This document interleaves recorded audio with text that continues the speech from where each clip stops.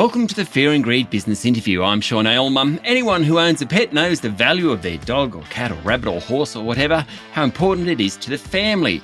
They probably also know the cost, particularly if something goes wrong and the animal's health deteriorates. Yet pet health insurance isn't particularly popular in Australia. Despite having one of the highest rates of pet ownership, about 70%, only 10% of households take out pet insurance. My next guest hopes to change that, having just launched Fetch, a new pet insurance and health platform. Phil Wilson-Brown, co-founder and CEO of Fetch. Welcome to Fear and Greed. Thanks for having me on the show. Cracking name for a pet business, Fetch. Yeah, we thought so too. We did a lot of work, as you can imagine, on a lot of research on it, and it tested far and away the best with all the customers. So we went with it. No doubt. Now, tell me about Fetch. Who's behind it first, and what's it offering? Yeah, there's the team that's working on it. We're a bunch of vets, vet nurses, people who are kind of, been deep in pet insurance for many years. We're backed by Airtree as the main investor, but a bunch of other strategic investors too. So some vets, some vet tech people, pet retailers, insurance types, and some startup types as well. And we've got a great underwriting partner too. And really what we're about is creating a one-stop shop for people to be able to manage their pet's health and well-being. Okay, now I'm going to just start asking dumb questions, and I apologise for it because, as I said off air, it's an area I don't know much about. How do you distribute? Yeah, so both direct, so people can come to us direct via the website, or actually we've got a bunch of distribution partners we're working with as well. So, for example, we're working with Scratch Pet Health Food, and there's a bunch of others that we're working with as well, and customers can come through to us from there. Okay. I mentioned at the top of the show, only 10% of households take out pet insurance. Why is it for a country like Australia, where pets are such a major part of families, we don't think about pet insurance? Yeah, look, it's a really difficult question, that, Sean. I think there's a few reasons for it. Firstly, I think the product hasn't changed a lot. I think some of the covers got better, but I think some of the customer experience has been a bit tricky for people. I think one of the other big drivers is that the cost of healthcare is going. There's more you can do for your pets now. There are more operations you can have and more treatments and care available, and that comes at a cost. And so we often find that people are surprised about the cost of treatment. And so I think people are a little unaware of it, of the value that it creates. And I think that's starting to change with the younger generation of pet owners coming into the market. But really, I think, we also want to kind of move from this sort of notion of just being a claims payer to someone who's actually helping people with their pet's health. There's a bunch of reasons, I think, but it is starting to change, and those penetration rates are starting to tick up. Stay with me, Phil. We'll be back in a minute.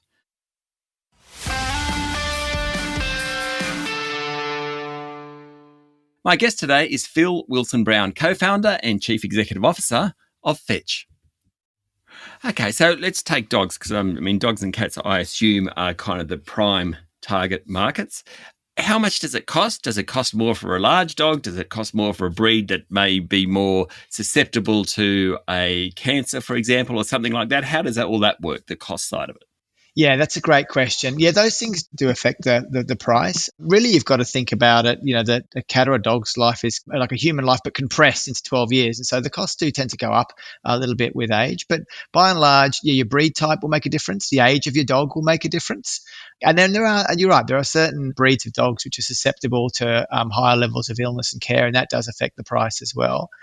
One of our premises is that actually if people are looking after their pets really well, then that should lower the cost of ownership. So one of the things that we'll start to build into the product is rewards for people who are actually doing the right thing and keeping their pets healthy. Okay, but is there a ballpark number? Look, it can start probably as low as maybe there are different products in the market, but with us, probably it starts at about $35 a month, something like that, $35, $40 a month. But it could go up to well over $100 a month if you were trying to insure an older dog that had been unwell, for example. Okay. And I've had this instance recently where we have our family pet, didn't insure it, got ill, spent literally thousands of dollars on it. And even if I was of the view, I'm not sure whether I want to spend this money, certainly my partner, Jackie, and the kids, they were not of that view. Health costs for animals can get very expensive, can't they? Yeah, look, you're not alone in that experience, Sean. That's a common thing we hear. I think one of the things we're most worried about too is that, I think the median average savings for a 25 to 34-year-old in Australia is about $3,000. I'm not quite sure what your vet bill was, but actually $3,000, a medium-sized vet bill could wipe that out, and it's putting a lot of strain on pet owners. But it's also putting a lot of strain on vets who are under pressure to operate or to help people when they can't afford it as well. So there's a real dilemma there. And I think people don't often appreciate what that cost can look like. And presumably many people's pets live longer if they've got pet insurance. So I'm not here to promote pet insurance. Individuals should make their own decision about that. But I'm sure many families have to make the decision to put down an animal simply because they can't afford it. Look, there's definitely an issue at the moment in Australia with some of the shelters and rehomers being overrun with dogs. A lot of people got dogs during COVID and have found the affordability or the care requirements quite high. So there's definitely an issue there. And I think our take is we really should make sure it's really accessible to people. And as I said earlier on, if people are actually doing the right thing by their pets, walking them, feeding them right, getting them vaccinated, all those things, then there should be a lower cost of that care as well, and that insurance. Earlier on, you mentioned people who own pets now. It's almost like a new generation of pet parents. What did you mean by that?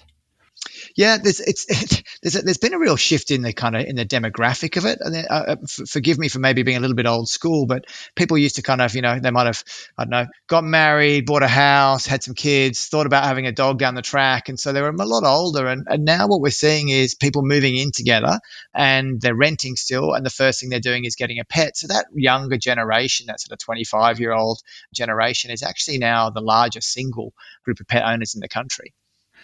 Okay, so I know all about Fetch and what you do.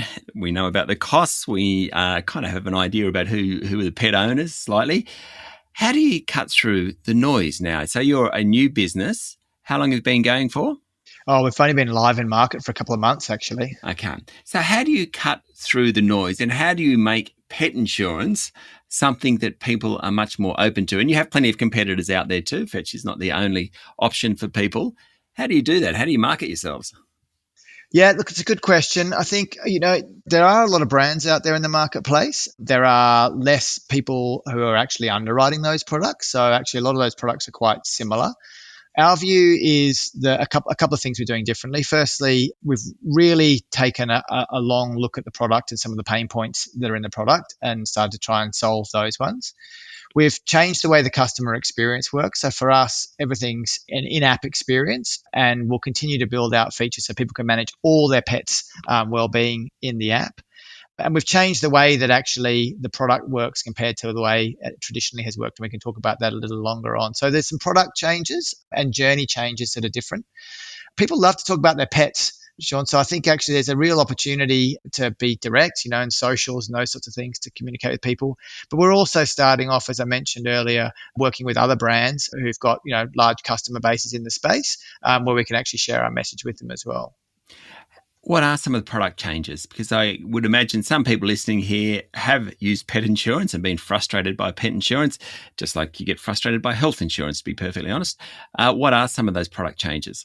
Yeah, maybe I'll pick off a couple of them for you. So one of the ones we've never liked is this idea of waiting periods. You often get them with your health insurance where you'll take out the cover and they'll say you have to wait 3 months for this or 6 months for that. And really it's about preventing, in fairness, it's been about preventing fraud.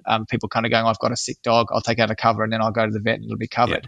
Yeah. But we've never really liked them. And so with us, when you sign up, we'd go, hey, Sean, if you send us an in-app video of your dog and some pictures of your dog healthy, then we can waive the waiting period so we can see the dog's healthy.